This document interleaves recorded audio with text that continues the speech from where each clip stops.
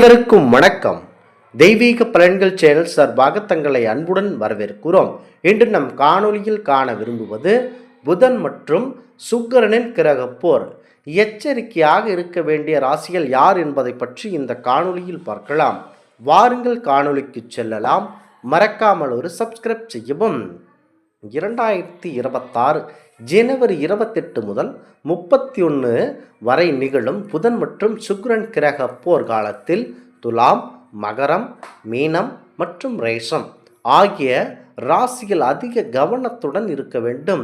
முடிவெடுப்பதில் குழப்பம், காதல் உறவுகளில் மனஸ்தாபம், தேவையற்ற வாக்குவாதங்கள் மற்றும் நிதி சார்ந்த இழப்புகள் ஏற்பட அதிக வாய்ப்புள்ளது.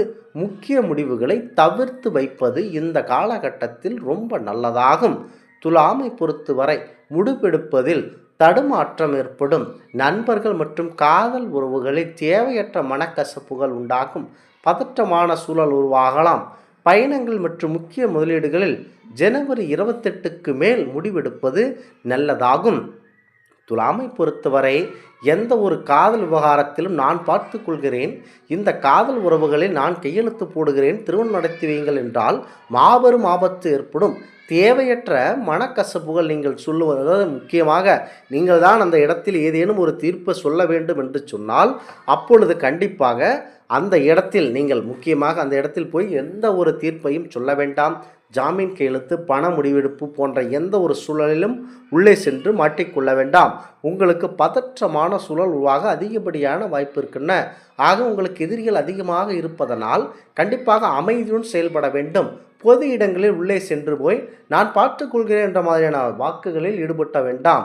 பணம் மற்றும் ஏதேனும் விவகாரங்கள், சண்டை சச்சரவு, வண்டி வாகனங்கள் வேகமாக போவது, இது எல்லாம் ஜனவரி 28க்கு மேல் செய்து கொள்ளலாம். முக்கியமாக அடுத்ததாக மகர ராசி நண்பர்கள், குடும்ப பொறுப்புகளால் மன அழுத்தம் கூடும். குடும்ப பொறுப்புகளாக அண்ணன் தம்பியாக இருக்கலாம், தந்தைகள், அது தந்தை தாய் வழி சொல் பேச்சு கேட்காமல் அவரிடம் மனஸ்தாபம், சண்டை சச்சரவு ஈடுபட அதிகப்படியான வாய்ப்பு இருக்கிறது. உறவுகளில் குழப்பம் ஏற்படும். முக்கியமாக சொத்து பிரச்சனைகள், அதாவது குடும்ப சொத்து பிரச்சனைகளில் உங்களுடைய பிள்ளைகள் உங்களுடைய பேச்சை கேட்காமல் உங்களை ஆட்டம் கட்டுவது, இது மாதிரியான வேலைகளில் ஈடுபடுவார்கள். ஆகவே மகர ராசியை பொறுத்தவரை சற்று அமைதியுடன் குழந்தைகளுக்கு சொத்து பாகப்பரவன எந்த பிரச்சனையாக இருந்தாலும் கொண்டு ஒரு ஜனவரி 28க்கு மேல் செய்வது ரொம்ப நல்லதாகும். புதிய திட்டங்கள் முதலீடு அவசரமாக எந்த ஒரு முடிவையும் தொடங்க வேண்டாம். சற்று அமைதியுடன் செயல்பட்டீர்கள் என்றால் நீங்கள் கண்டிப்பாக வாகை சுட முடியும். மகரத்தை பொறுத்தவரை எந்த ஒரு பொறுப்பு எது எடுக்குமா என்றால் இந்த நேரம் சற்று சரியில்லாமல் இருப்பதனால் கண்டிப்பாக அமைதியுடன் செயல்படுவது நல்லதாகும். அடுத்ததாக மீனம், உணர்ச்சி வசப்படுதல், குடும்பத்தில் சிறு வாக்குவாதங்கள் பெரியவையாக இருக்கும். முடிவு எடுப்பதில் தெளிமை இருக்கும். தெளிவின்மை, அதாவது எந்த முடிவு எடுக்கலாம், எது செய்யலாம் என்று தெளிவின்மை இல்லாமல் இருக்கும். புதிய விஷயங்களை தொடங்குவதை கண்டிப்பாக தள்ளி போட வேண்டும். இந்த காலகட்டத்தில் அமைதியுடன் செயல்பட்டீர்கள் என்றால் அனைத்தும் உங்களுக்கு நல்லபடியாக நடைபெறும். அடுத்ததாக மேசம், உடல் நலம் மற்றும் உணர்ச்சி ரீதியான சமநிலை பாதிக்கப்படலாம். நெருக்கமான உறவுகள் தேவையற்ற சண்டை சச்சரவுகள் அதிகமாக வர இருக்கின்றன, அதனை தவிர்த்து விட வேண்டும். சுருக்கமாக சொன்னால் விரயம் அதிகமாக விரய செலவு அதிகமாக ஆக இருக்கின்றன. சற்று அமைதியுடன் செயல்பட வேண்டும். முக்கியமாக நீதிக்கு புறம்பான எந்த வேலையில் ஈடுபட்டீர்கள் என்றால் அவ்வளவு பணமும் தேவையில்லாமல் கரைந்துவிடும். பணம் மற்றும் சொத்து தொடர்பான முடிவுகளை எடுக்கும்போது மிக மிக எச்சரிக்கையாக இருக்க வேண்டும். பேச்சில் நிதானம் அவசியம். தேவையற்ற வாக்குவாதங்களை தவிர்க்க வேண்டும். மன அமைதிக்கு தியானம் அல்லது இறை வழிபாட்டை செய்வதனால் உங்களுக்கு அமைதியாக நல்லபடியாக இருக்கும். ஜோதிட கணிப்பின்படி கிரகங்களின் இயக்கம் வாழ்க்கையில் ஆழமான தாக்கத்தை ஏற்படுத்தும். ஒரே ராசியில் 2 அதற்கு மேற்பட்ட கிரகங்கள் வரும்போது சாதகமான சூழ்நிலை உருவாகாது. ஏனெனில் கிரகங்களின் நேர்முறை சக்தி குறைந்து நல்ல பலன்களை வழங்குவதில் அவை பலவீனம் அடையலாம். ஜோதிட கணிப்பின்படி கிரகங்கள் இயக்கம் வாழ்க்கையில் ஆழமான தாக்கத்தை ஏற்படுத்தக்கூடும். முக்கியமாக ஒரே ராசியில் அதற்கு மேற்பட்ட கிரகங்கள் வரும்போது அமைதியுடன் சற்று செயல்படுவது நல்லதாகும். நல்ல பலன்களை வழங்குவ அவை பலவீனம் அடைகிறது. முக்கியமாக ஜனவரி 28 முதல் 31, 2026 வரை புதன் மற்றும் சுக்கிரன் இடையே கிரகப்போர் நிலவுகின்ற தாக்கம் அனைத்து ராசிகளிலும் நாடு மற்றும் உலகம் முழுவதும் பரவக்கூடும். சில ராசிகளுக்கு இது பயணிக்கலாம். எனவே எந்த ராசிகளாக கவனமாக இருக்க வேண்டும் என்பது குறித்து தெரிந்து வைத்து கொள்ள வேண்டும்.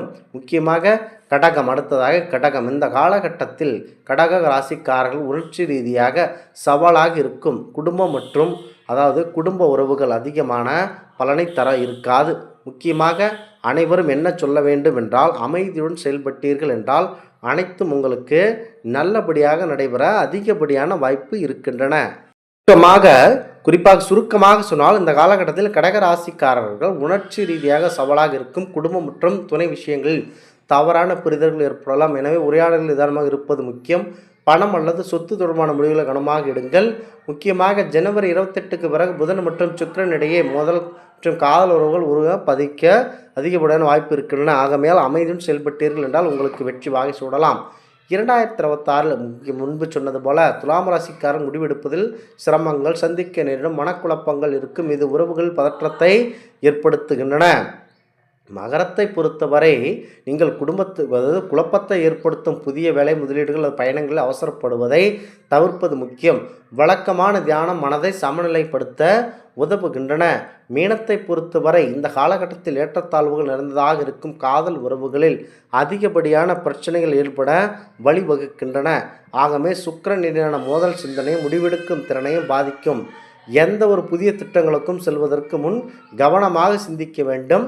தியானம், ஆன்மீக பயிற்சிகள், ஆன்மீக நடவடிக்கைகள் அனைத்திலும் அமைப்பாக இருக்க வேண்டும்.